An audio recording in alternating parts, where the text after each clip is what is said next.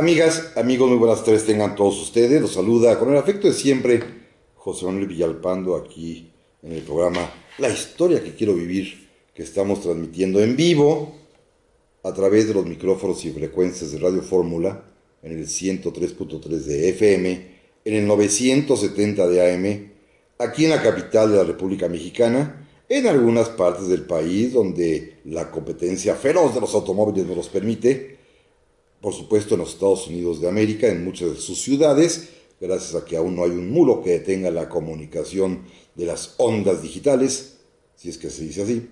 También estamos llegando a Canadá, a Puerto Rico y a todo el mundo a través de la página de internet www.radioformula.com.mx, que nos permite que nos escuchen en cualquier rincón del planeta donde haya señal de internet. También les recuerdo que está a su disposición el teléfono multilínea 5166-3403, la Nacional Internacional 01800-800-0103, y también que para comunicarnos de manera muy fácil y rápida y expedita está a su disposición como siempre el correo electrónico villalpandohistoriador@gmail.com y el Facebook Villalpando y la Historia.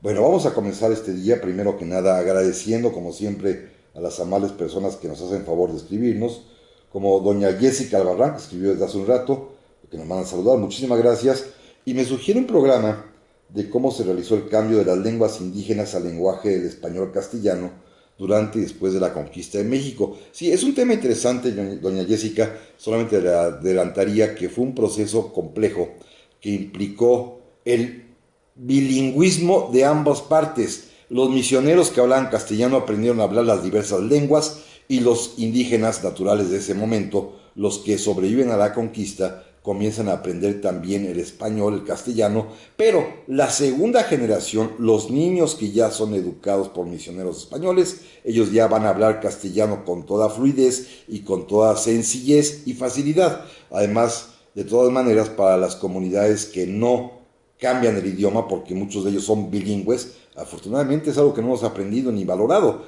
Nuestras comunidades originarias son bilingües, hablan su lengua natal, su lengua madre, pero también hablan el castilla o el castellano. Y los misioneros imprimieron inclusive libros, los evangelios para ser más claros, el Nuevo Testamento, en las diversas lenguas, porque una de las grandes hazañas culturales de la humanidad, y de esto efectivamente, doña Jessica, poco se habla, es que los misioneros españoles le dieron grafía universal a los idiomas indígenas. Las lenguas indígenas no se escribían, se dibujaban, no tenían grafía con los sistemas, digamos, del alfabeto occidental. Las grandes lenguas modernas, desde el derecho romano, desde el romano, el latín, el francés, el inglés, el español, el alemán, todas se escriben con la misma tipo de grafía, con las consonantes y vocales que conocemos, claro, todas con diferente pronunciación y sentido. Pero las lenguas indígenas no. Y uno de los grandes méritos de los misioneros es lograr convertir el náhuatl, el maya, el purépecha, el otomí a la grafía universal occidental. Se pudo escribir ya las lenguas indígenas, antes no se podía. Es un tema efectivamente interesante, que valdrá la pena efectivamente hacerle caso y ahondar en él. Se lo prometo, doña Jessica. También le agradezco a Lalo Núñez, que me ha escrito y me comenta justamente acerca de esto que ha surgido hasta hace unos días, de una conferencia de prensa en la cual el ingeniero Cuauhtémoc Cárdenas, junto con el abogado Guillermo Hamdan, anunció que se puede promover una acción en tribunales internacionales para que México recupere el territorio perdido por virtud del Tratado de Guadalupe Hidalgo de 1848. Me pide mi opinión sobre este respecto. Y bueno, le voy a decir algo muy rápido y sencillo. Ya escuché el audio que usted me mandó, que es bastante, en realidad no dice mucho. Y si es cierto lo que dice el audio, de que en virtud de que hubo una guerra, de que el ejército norteamericano presionó al gobierno mexicano y por eso se firmó el tratado, y que ese es el argumento para basar una demanda internacional, yo con todo respeto disiento del señor ingeniero Cárdenas, a quien creo una persona muy recta, muy bien intencionada, muy inteligente, pero creo que aquí fue víctima y lo sorprendieron algunos demagogos, ¿eh? Eso no es más que demagogia y le voy a explicar con un caso concreto y práctico por qué. Esto ocurrió hace 169 años, en 1848. Desde entonces para acá se puede decir que hay actos consentidos. México ha consentido, admitido que aquel territorio ya no es mexicano, que es parte de los Estados Unidos. Eso por principio de cuentas. En segundo lugar, hay un tratado firmado que no es un tratado de que nosotros entreguemos el territorio. Lamentablemente, en términos jurídicos y de derecho, es una especie de compraventa. México cede territorio y Estados Unidos nos dio dos cosas: una indemnización de 10 millones de dólares y además también la liquidación de las deudas pendientes por reclamaciones en contra de México de súbditos norteamericanos. Entonces, en pocas palabras, nos pagaron por eso.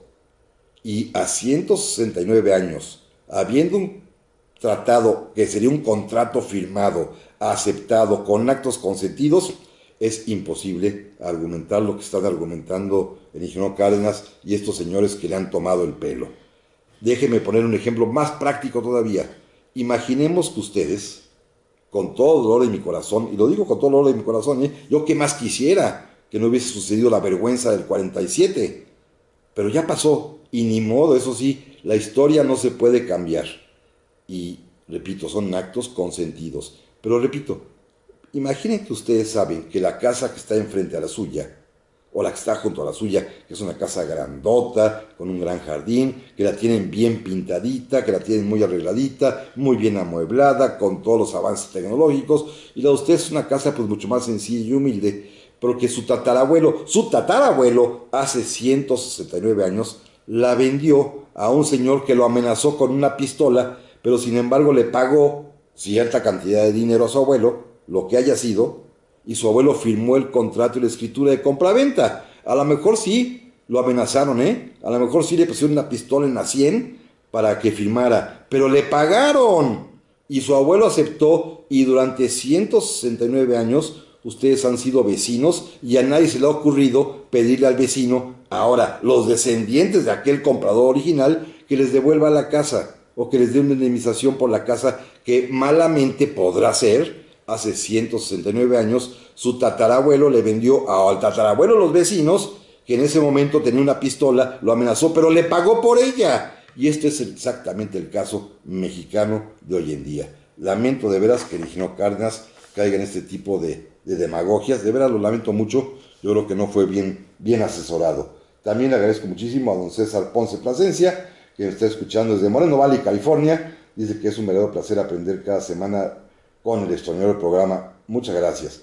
Que me escucha toda la familia siempre. Muchas gracias, lo aprecio enormemente. Don Fernando Salinas también me escribió. Me dice que...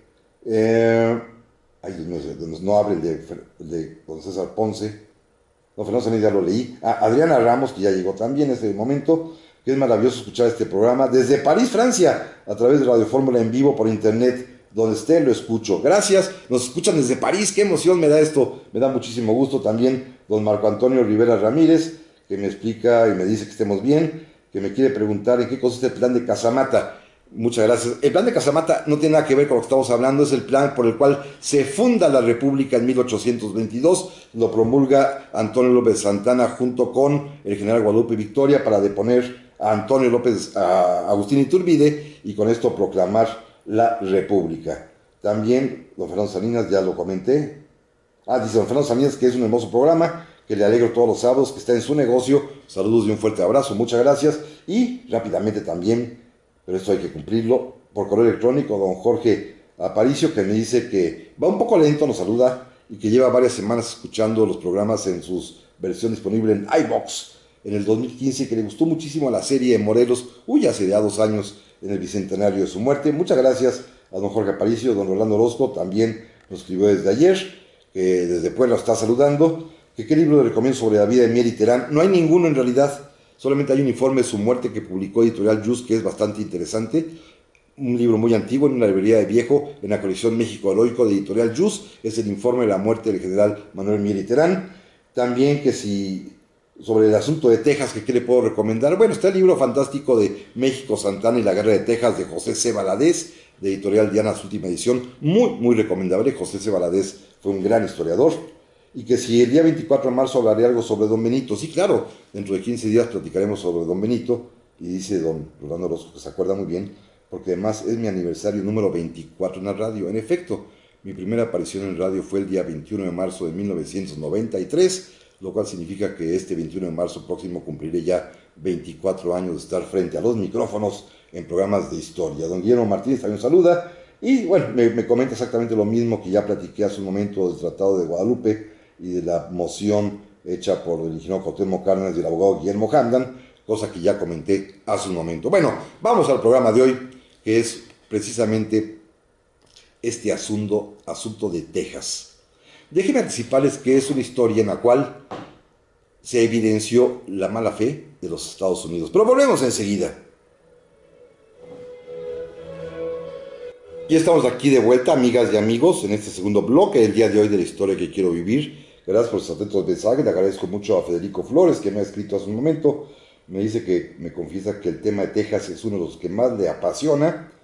Se sabe que forma parte de una ruta comercial un poco conocida y estudiada entre Mesoamérica y las civilizaciones del Mississippi, que iba a dar a una aldea en los límites entre Oklahoma y Texas, y que esta palabra los españoles le dieron traducción de amigo en una de tantas lenguas que hablaban. Su pregunta es, ¿cuál era la actitud que tenían los novohispanos, posteriormente mexicanos, sobre los territorios del norte? Bueno, vamos a llegar a este tema. No les importaba un comino, esa es la triste realidad. Eran simplemente largas y grandes extensiones de tierra que pertenecían a España, es decir, a la Nueva España a través nuestra, y que era parte del Imperio Español, pero que merecieron tan poca atención que estaban muy poco pobladas. Así es sencillo.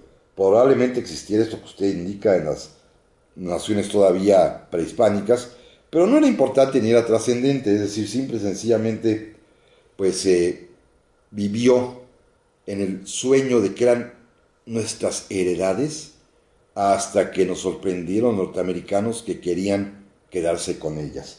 También le agradezco muchísimo a don Fernando Salinas, que si conozco algo sobre la Yellow Rose en la guerra de San Jacinto, vamos a platicar un poco, no sé si hoy o la semana que entra del tema. Efectivamente, dice que su tía trabajó en el Museo de San Jacinto, así que lo conoce de arriba abajo. Muy interesante, está incluso la columnota esta enorme, donde tiene una estrella hasta arriba. Es un museo bastante, con todo respeto, bastante elemental y pobre, porque no tienen historia ellos. Y lo que vale la pena es la gran explanada, el estanque de agua gigantesco, y que cerquita de ahí hay dos momentos o dos puntos históricos muy importantes. Uno, tiene un acorazado, ya en pleno río, el acorazado Texas, y cerca de ahí, donde está su desembarcadero o la escalinata para subir al barco, hay un pequeño panteoncito original de los días de la batalla. Era un panteón que pertenecía a la familia Zavala, que hablaré de ello la semana que entra seguramente, pero que ahí están sepultados los muertos mexicanos de esa batalla. Efectivamente es muy, muy interesante, le agradezco a Juan Fernando Salinas que me lo comente. Dice que solo muestran la parte heroica de los tejanos, mostrando a México como el malo, somos los bad hombres. Claro, es el mismo discurso de Donald Trump. Efectivamente, los tejanos, ahorita lo platicaremos, van a su guerra de independencia, peleando ellos por la libertad. Háganme el favor, pues si era tierra nuestra, eran los invasores, eran los asaltantes. Ellos estaban peleando por la libertad y por la independencia de Texas, una libertad a su manera, porque todos ellos llevaban esclavos, esclavos negros. Ya platicaremos de esto. Gracias a Fernando Salinas. Es interesante lo que usted me comenta. Su tía, si trabajó en el museo, sabrá entonces de la existencia de una agrupación de mujeres, verán, cerradas de la cabeza, todas blancas, espero que su tía sea de las que tienen mentalidad abierta, que son las hijas de la independencia o de la revolución tejana o algo así, que administran varios museos, entre ellos el del Álamo.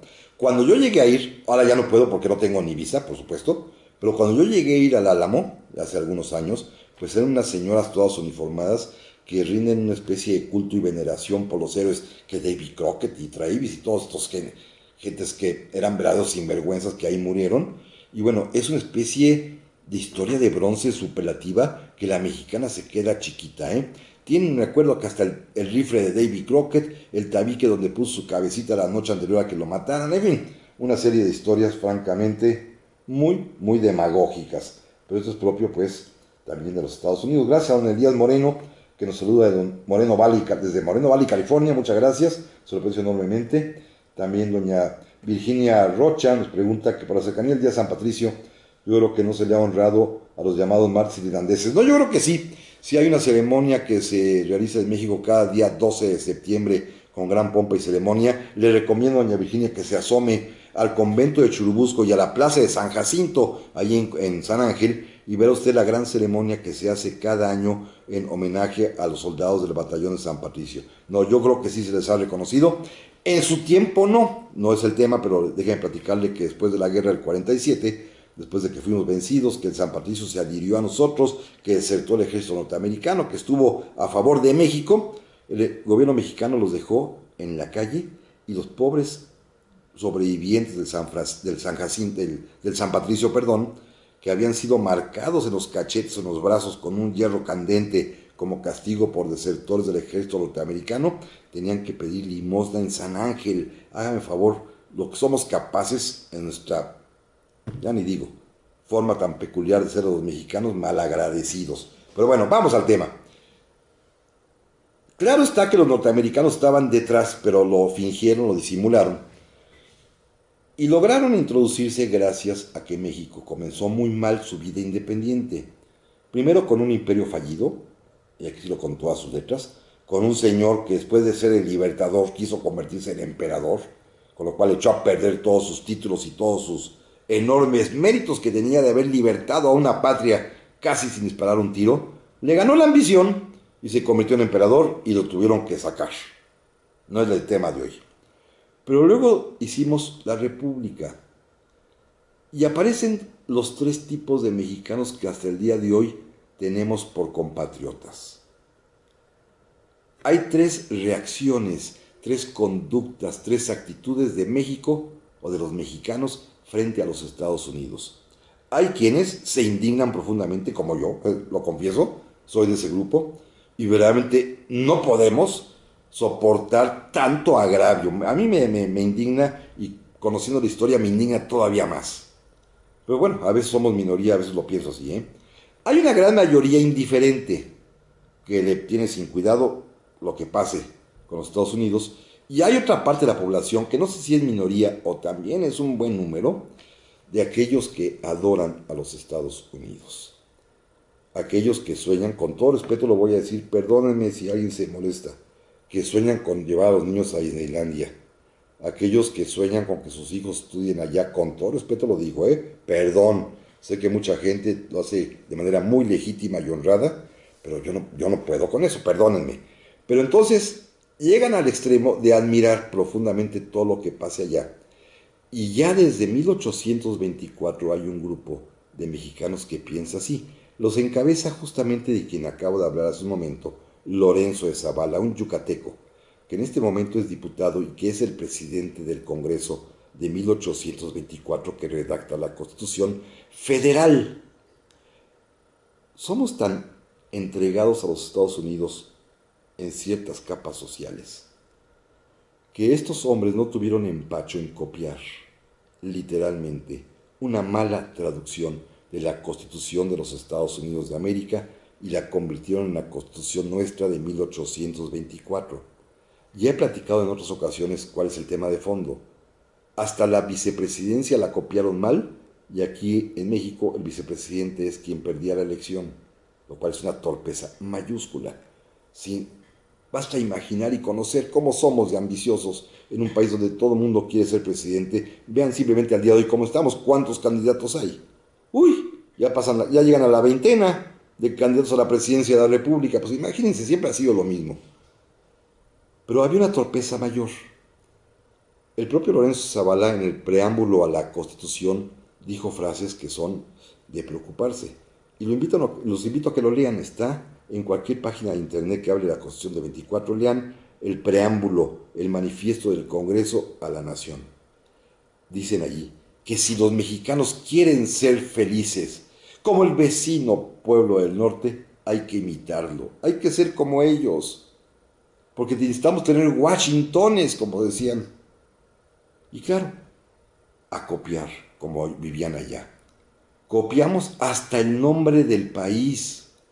Allá se llaman Estados Unidos de América y aquí nosotros nos llamamos desde entonces Estados Unidos Mexicanos. ¿Alguno de ustedes usa el nombre oficial del país alguna vez? Jamás, ¿verdad? Bueno, ni nuestros pasaportes dicen México.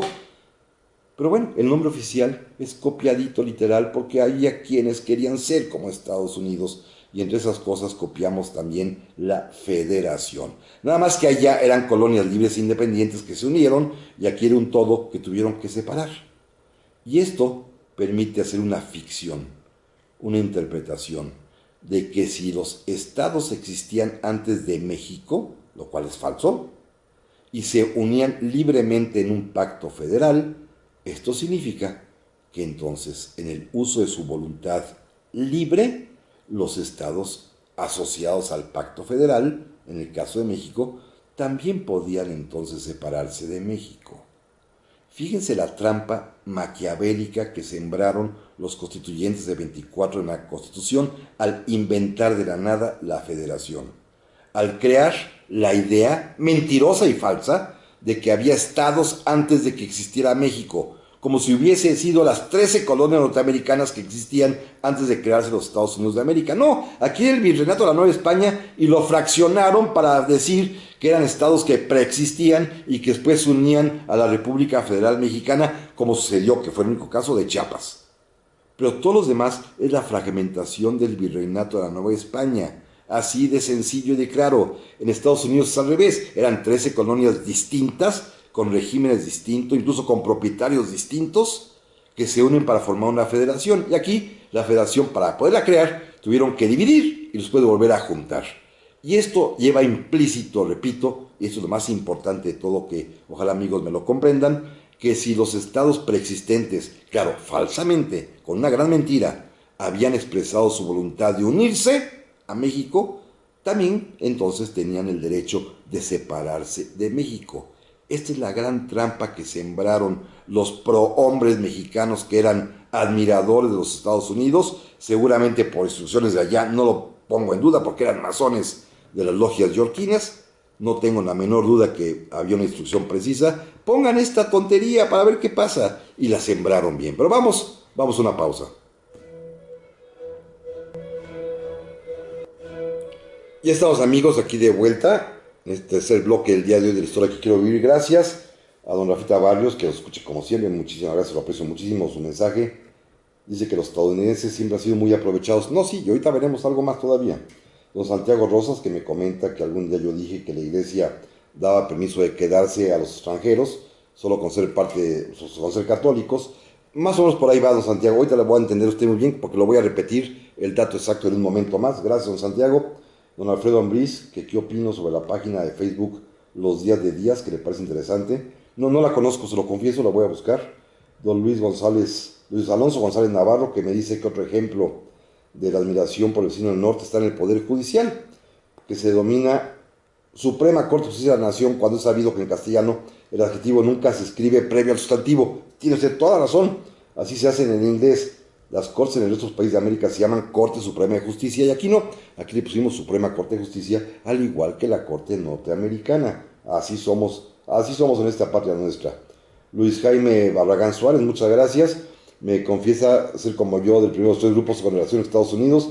Lo más importante, mis sábados, es escuchar la historia que quiero vivir. No había pensado que la historia se pudiera vivir. Sí se vive, créanme lo que yo la vivo con toda emoción. A lo mejor me pueden tildar de arcaico y de obsoleto y de que vivo en otro planeta o en otro tiempo, en otro mundo. Pero yo sí la vivo y la siento todos los días, créemelo, porque todos los días hay cosas que me hacen brincar. Como aquí, por ejemplo, don Juan Cordero me pregunta que si puedo aclarar eso que dije de que hay actos consentidos en la relación de Estados Unidos con México y por lo tal va a ser imposible que se pida la anulación del Tratado de Guadalupe Hidalgo de 1848. Sí, el acto consentido es que México ha consentido siempre que Texas, California, Nuevo México, Nevada y todo lo demás es parte de los Estados Unidos. Tenemos relación comercial con ellos, hay puntos fronterizos, es decir, hemos desde el principio aceptado que aquello ya es de los Estados Unidos. Siempre hemos aceptado este hecho, hemos consentido que esto ya pasó, se aceptó. Déjenme dar un ejemplo a contrario. En 1865, un día el río Bravo se desbordó, se salió de cauce o se salió de madre, que es el término que se utiliza en realidad, y se comió parte de territorio mexicano esa zona en Ciudad Juárez que conocemos como el Chamizal. Ustedes se van a acordar de este hecho. Se desvió el curso del río y nos quitó un pedazo de tierra que se quedó de otro lado, y los gringos luego se fueron sobre el pedacito de tierra, pero desde ese momento, desde este aluvión del río que cambia de curso y se come tierra mexicana, el presidente Juárez puso una reclamación en la Secretaría de Estado norteamericana: oigan, no, aquí fue un accidente de naturaleza, pero esa tierra es nuestra. Y los gringos: ah, no, ya es mía, la frontera es el río Bravo. Bueno, el presidente Lerdo, el presidente Porfirio Díaz, año tras año, el presidente Madero y después todos los presidentes que siguieron, año tras año, insistían en la reclamación de la devolución del territorio. ¿Qué pasó ahí? Que no hay acto consentido, justamente. Y como todos sabemos, finalmente hasta 1962, el presidente John F. Kennedy aceptó devolver el Chamizal a México. ¿Por qué? Porque México nunca consintió el acto. En cambio, en la frontera general de Texas, de California, de Arizona, de Nuevo México, de Nevada, allí siempre se admitió y se consintió que ya eso era otro país. Lo mismo, en el mismo ejemplo que les puse de la casa del tatarabuelo. Pues sí, el nuevo habitante, los nuevos inquilinos durante años la han mantenido pintadita, arregladita, con todos los avances tecnológicos, y siempre nuestros papás, abuelos y bisabuelos consintieron que era el vecino. No podemos salir ahora con que, ah, no, a mi tatarabuelo abusaron de él y lo amenazaron, aunque le hubieran pagado. Es lo mismo que va a pasar exactamente, porque hay actos consentidos, además del tratado, que es como un contrato de compraventa, lamentablemente. Sí, fue una bajeza, sí, pero los actos jurídicos son actos jurídicos, y el consentimiento de más de 160 años es clarísimo. Está perdida la causa. Pero bueno, déjenme regresar al asunto de Texas. La Constitución de 24, pues, permite implícitamente esta posibilidad de que los estados retiren su voluntad, cambien su parecer y se vayan de la federación, que este es el argumento que van a usar los tejanos cuando en 1835-36 México desaparezca el sistema federal y establezca un sistema central. Como se sienten libres y soberanos, porque así dice la Constitución, y porque la Constitución presupone que se unieron voluntariamente, pues también tienen el poder de retirarse voluntariamente. Pero antes de esto, déjenme decirles el tema que platicamos hace un momento con un amigo que nos escribió acerca de cuál era el punto de vista de los Federico Ponce, que era el punto de vista de los Jaciel Ponce, que era el punto de vista de los norteamericanos sobre Texas. No nos importaba mucho. Miren, la población en aquella parte tejana, de origen novohispano-mexicano, incluyendo las naciones originarias que andaban por ahí, que eran nómadas, no pasaba de 3,000 habitantes. Y al poco rato, los colonos norteamericanos se convirtieron en más de 10, 12,000. Tenían mayoría. ¿Por qué pasó esto? Miren, en la Primera República, el presidente Guadalupe Victoria, que tenía como ministro de Relaciones Exteriores a Lucas Alamán, que era un hombre muy interesante, muy inteligente, que había viajado, conocía, era un intelectual, se dio cuenta, precisamente por la cercanía con los Estados Unidos, de que la grandeza norteamericana provenía justamente de su política de migración. Estados Unidos era un país abierto a los inmigrantes, que recibía gustoso, con los brazos abiertos, a todo aquel que viniese con un propósito de trabajar. Y efectivamente, grandes oleadas de hombres y mujeres de Europa vinieron a dar a Estados Unidos: italianos, holandeses, polacos, ingleses, franceses, alemanes, de todos los principados alemanes, húngaros, checoslovacos, de todos lados vinieron, irlandeses, no se diga, para salir de la miseria en que vivían en Europa. Eran trabajadores, eran campesinos, y porque América era la tierra de promisión, donde podían venir a trabajar y a salir de pobres. Y algunos lo conseguían, otros no tanto, otros por lo menos tenían ya un mediano pasar, pero siempre era mejor que lo que tenían en Europa. Y esta grandeza norteamericana, justamente lo pensó muy bien Alamán, venía precisamente de esta política de apertura al migrante. Hoy ya la van a cerrar porque le gustan los migrantes blanquitos de apellido europeo, pues no les gustan los migrantes cafecitos de apellido castellanizado. Eso no les gusta, ya sabemos. Pero bueno, antes la grandeza era atraer la inmigración europea. Y Alamán pensó que precisamente la manera de poblar fortalecer Texas y el resto del norte de México, que entonces llegaba hasta la Alta California, era justamente trayendo inmigrantes. Nada más que convence al presidente Victoria y al Congreso y se expide la ley de inmigración, en la cual, escuchen esto, le ponen como requisito al migrante, único requisito, hacerse ciudadano mexicano. Está bien.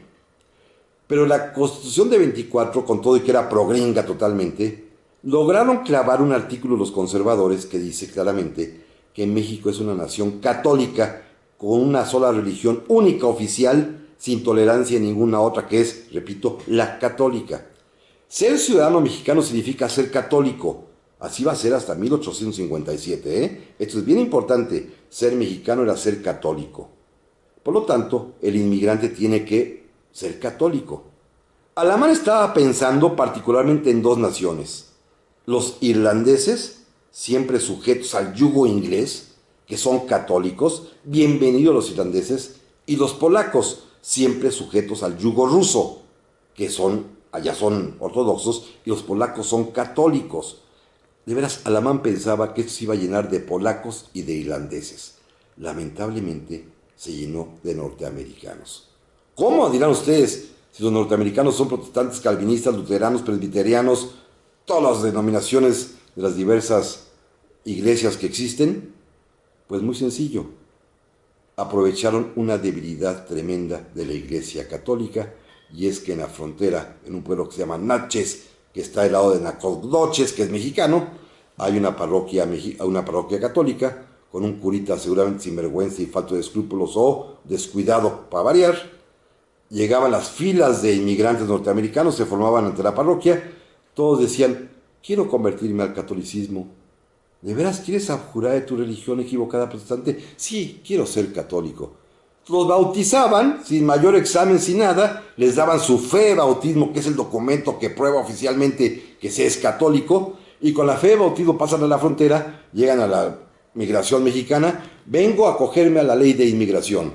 Ah, ¿usted católico? Sí, señor, aquí está mi fe de bautismo. Pues pásele, tiene usted derecho a tierras en México. Y al ratito se colaron centenares, miles, decenas de miles de colonos norteamericanos que fingen convertirse al catolicismo porque su religión puritano-calvinista se los permite, el fin justifica los medios, y de esta manera se cuela aquello de súbditos mexicanos ahora de origen norteamericano, pero todos traen la consigna, el germen de la insurrección, porque quieren que esa tierra sea parte de los Estados Unidos, como lo van a conseguir 9 años después, cuando se quiten la careta, afuera máscaras, y en 1845 piden la anexión a los Estados Unidos. ¿Y qué creen?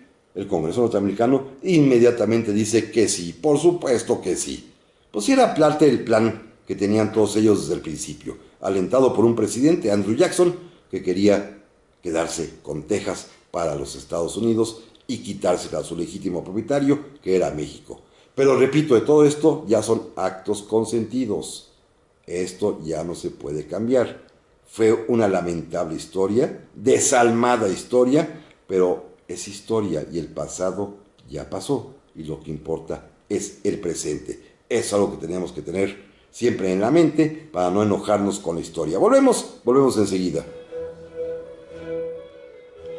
Ya estamos aquí de nuevo, amigos, en este último tramo del día de hoy, de la historia que quiero vivir. Muchas gracias, tengo varios mensajes todavía. Le agradezco muchísimo a don Javier Arellano, que nos saluda desde Nueva Orleans.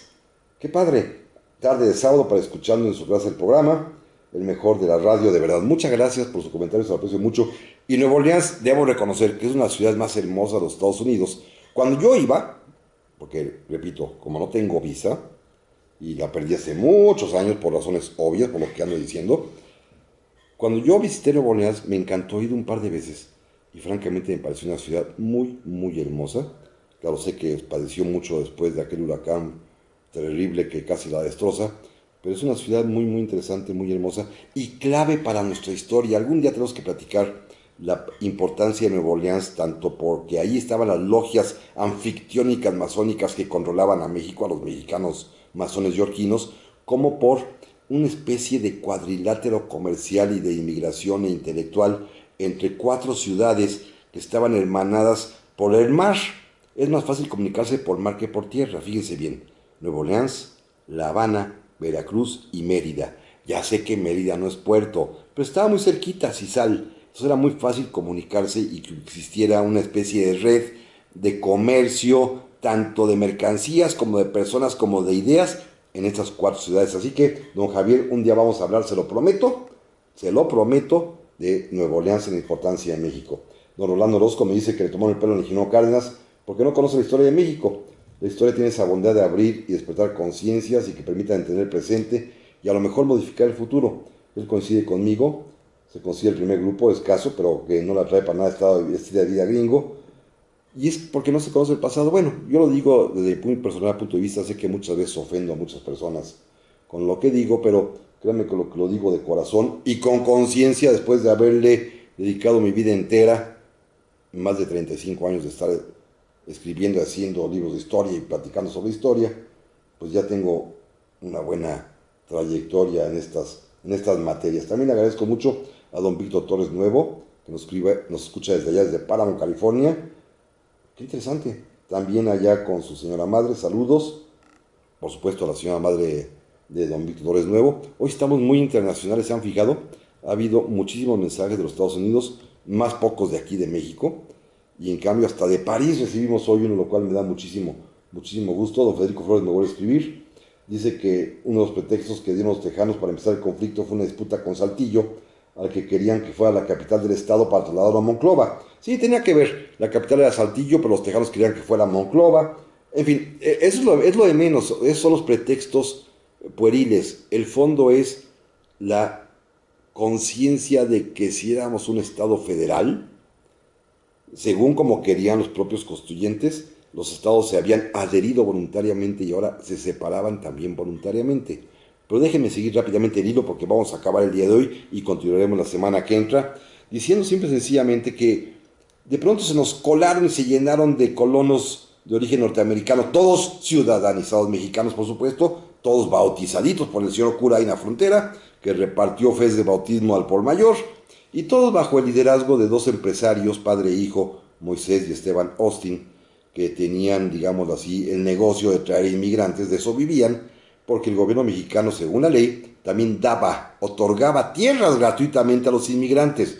Claro, el gobierno pensaba que iban a venir manadas de polacos y de irlandeses católicos, y no, llegaron manadas, pero de gringos, de precisamente la peor ralea, ¿eh? Recuerden que allá en la tierra de las oportunidades y de promisión también hay mucho pobre, y los pobres quieren salir de pobres a cualquier precio, y pues lo de menos es irse a trabajar a otro país que les ofrece, con tal de que, con el tiempo, quedarse con ese país. Así son, o sea, ya lo sabemos, no nos sorprende. Pero México no lo sabía en ese momento, era su primer enfrentamiento con Estados Unidos, y pues ellos disimularon muy bien. Los tontos fuimos nosotros, primero con esta ley, y segundo, no le hacíamos caso a Texas, y mucho menos a Arizona, mucho menos a Nuevo México, y mucho menos a California. Si Texas, que era lo más poblado y lo más cercano, no nos importaba, la población no creció de origen mexicano. En cambio se multiplicó geométricamente la de origen norteamericano. Y para colmo, las personas que se interesaban las tildaban de a locos. Durante muchos años fue comandante de las provincias internas, que así se llamaba esa zona, oficialmente para México, el general Manuel Mier Terán, un hombre de una privilegiada inteligencia que había sido subordinado de Morelos, que inclusive Morelos en su proceso dijo que él era el más brillante de todos sus subordinados, un hombre que más poseído de este fervor mexicano, también quería ser presidente de la República y no se le hacía, de la misma capacidad y categoría que Guadalupe Victoria, que Vicente Guerrero, que Nicolás Bravo, eran los 4, de alguna manera, los 4 muchachitos que Morelos formó, y los 3 primeros que mencioné fueron presidentes, y Mier Terán creía que él debía ser presidente y que le gana Santana. Eso no lo pudo soportar y se va a tener que suicidar, pero se suicida además porque está deprimido, no solamente porque pierde la presidencia, sino porque él, como comandante del norte, hizo un viaje a Texas, recorrió todo Texas y le informó con mucha alarma al gobierno mexicano: ya se nos colaron los invasores, están con el pretexto de que son católicos, están llenos, repletas las ciudades ya de pobladores de origen norteamericano que hablan inglés y lo peor, traen a sus esclavos negros. Claro, lo hacen violando la ley, ¿eh? En México está prohibida la esclavitud. Desde la propia Constitución de 24 ya no hay esclavos y en 27 se volvió a reafirmar por el presidente Guerrero en 28. Se volvió a reafirmar la abolición de la esclavitud. Y sin embargo los norteamericanos colonos llegan con sus negritos esclavos. Claro, en la frontera dicen, y vengo aquí con Henry. ¿Y Henry quién es? Mi aprendiz. Es un trabajador que vive como aprendiz. Es un chiquito, sí, es mi aprendiz. Y el señor grande, es mi obrero, es mi ayudante, es mi herrero, es mi lo que ustedes quieran. Pasan como trabajadores al servicio del señor cuando son esclavos. Todo mundo fingiendo, pues, porque son esclavos. Mary Terán se alarma, avisa a México y ni quien le haga caso. Por eso, no es de extrañar que de pronto, cuando México anuncia el fracaso del sistema federal, porque la vicepresidencia, como dije al principio, estaba mal planteada y ha habido N golpes de Estado, porque la federación no funcionó como se quisiera, porque los estados no contribuyen al gasto federal, porque primero un estado, fíjense qué hermoso, en 1835 declara su independencia. Este es un conflicto poco conocido, pero resulta ser que Zacatecas, ahí en medio de México, se vuelve independiente en 1835, pensando que su potencia económica, que lo era, era un estado muy rico por tanta mina de oro y de plata que había allí, en Fresnillo, en Plateros, en todos los minerales, en la propia Guadalupe, en Zacatecas, en fin, los minerales riquísimos de Zacatecas hacían creer a los zacatecanos que eran una potencia económica y que declaran su independencia. Por supuesto, fue Santana con el ejército, los derrotó, los venció y los aplacó. Pero el año siguiente, siguiendo su ejemplo, que habían invocado el mismo principio de que si voluntariamente se habían unido, voluntariamente se separaban, los tejanos también declaran su independencia y a principios en marzo de 1836 ya son, según ellos, independientes. ¿Cuál es la reacción mexicana? Por supuesto, tirarnos al drama, Naturalmente, la típica reacción nuestra. Nos hacen algo los norteamericanos y aquí todo el mundo se desgarra las vestiduras, nos vestimos de Juan Escutia, nos arrojamos con la bandera. Ya he platicado a veces del trauma de Juan Escutia, que es aventarse a lo tonto. O sea, con todo respeto, como aquí un comentario de don Rolando Orozco, como el ingeniero Cárdenas, no tiene por qué hacer esas cosas. Esto es verdaderamente, son actos de esta heroicidad típica mexicana que no sirve para nada. Decían muchos generales brillantes como el general George Patton, que el ser héroe consiste no en morir por la patria, sino en hacer que los otros mueran por su patria. Es algo que nunca hemos aprendido. El caso está que el gobierno mexicano respondió airado, con declaraciones, con una ley que pone a los norteamericanos que están actuando contra México a pesar de todo, como piratas y pueden ser privados de la vida o puestos en la cárcel, pero también fusilados, que es lo más importante, y en lugar de darle armas, dinero y lo necesario a Santana, pues le dan nada más la pura ley y las gracias y la orden, él es el presidente de la República, de que vaya a someter a los tejanos. Y Santana, en lugar de ponerse a preparar a su ejército, en lugar de ver que tengan calzado que no tenían, uniforme que tampoco tenían, armas suficientes, municiones, comida, mejor se pone a dar discursos de estos que nos gustan tanto.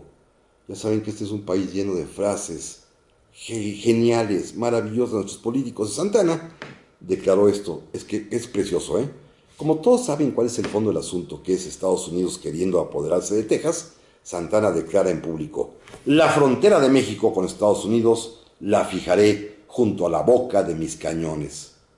Recuerden que es el tiempo en que Santana se siente el Napoleón del Oeste. Piensa que va a ir a vencer a los tejanos, una bola de fascinerosos bandidos insurrectos, y él tiene, pues es el generalísimo del ejército mexicano y presidente de la República, con licencia, que es importante, quien sale a combatir, pero se los lleva caminando desde San Luis Potosí hasta San Antonio de Béjar, hoy San Antonio de Texas, en pleno invierno, amigas y amigos. Sin calzado, con guaraches, con mala vestimenta, sin abrigo, sin comida suficiente, sin municiones. Bueno, el pobre ejército mexicano padeció lo insufrible, lo indecible, y son los verdaderos héroes, los soldados que de leva, obligados, tuvieron que atravesar los desiertos en el invierno más cruel para llegar a San Antonio a atacar el Álamo, tema del cual hablaremos la semana que entra ya con más calma. Pero estos son los errores y torpezas de los mexicanos. Frente a la malicia de aquellos, nosotros respondemos con un descuido, con una indiferencia, con una torpeza. Eso sí, toda llena y repleta de frases grandilocuentes de salvar a la patria mexicana. Pero por hoy es todo, amigos y amigas. Muchas gracias a don Raúl Cruz en operación, a Daniela García, mi productora de toda la vida, y ustedes, amigos, que tengan muy buena semana, pásenlo muy bien y la semana que viene los esperamos por aquí.